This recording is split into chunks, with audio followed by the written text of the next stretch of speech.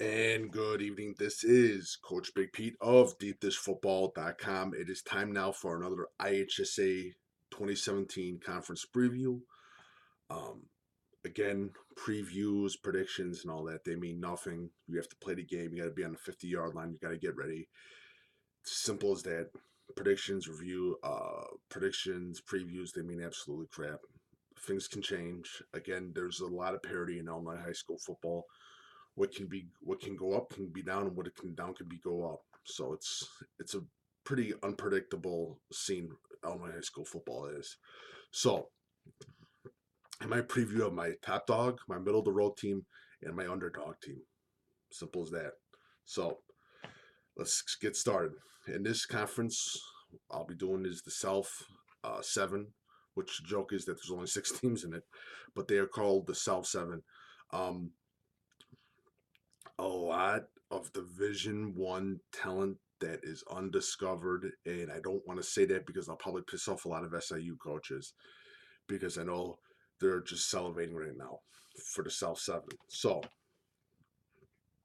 it's going to be a good year in the South Seven. A lot of talent, a lot of Division One talent, like I said before. My game of the year from the South Seven is Centralia versus Althoff Catholic. I think that's going to be the game of the year for the conference. Let's go over to my top dog teams. I have two top dog teams in this conference this year: Centralia and Althoff Catholic. Centralia got Coach Brennison. I think this is his second season, doing a good job with the fast and furious offense that he brought from Springfield. It's going to be another great year. They got quarterback Javon Williams, who's a well-known quarterback around the state of Illinois, athletic quarterback, unbelievable. Jordan Mams, wide receiver, and Sir Lando Calcutt, linebackers.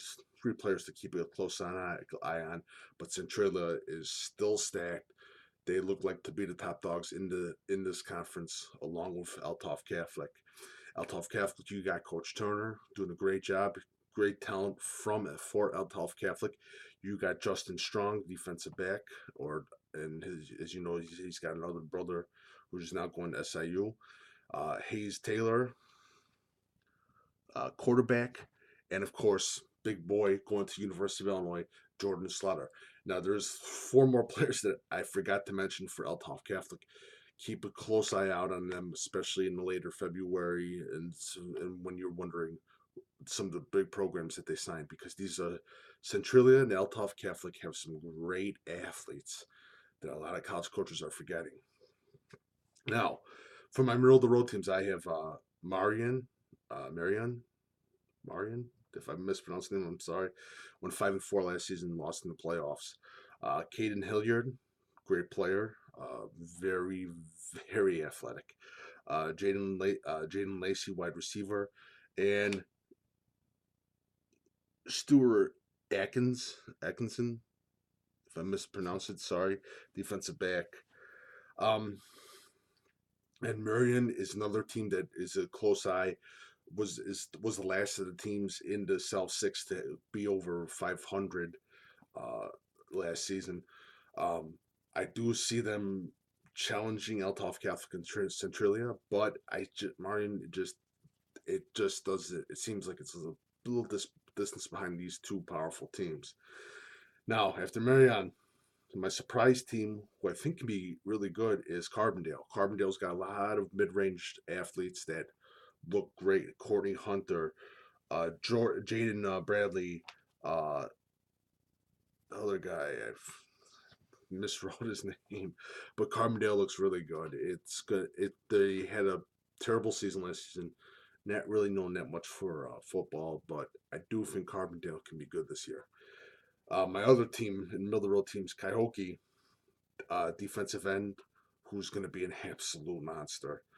Sidney Houston and uh, Darmian Hinckley, wide receiver. Um, that's Coyote again is a little bit into the Marion range of if Coyote wins 5 games, they'd be dangerous in the playoffs. Simple as that. They'd be really dangerous.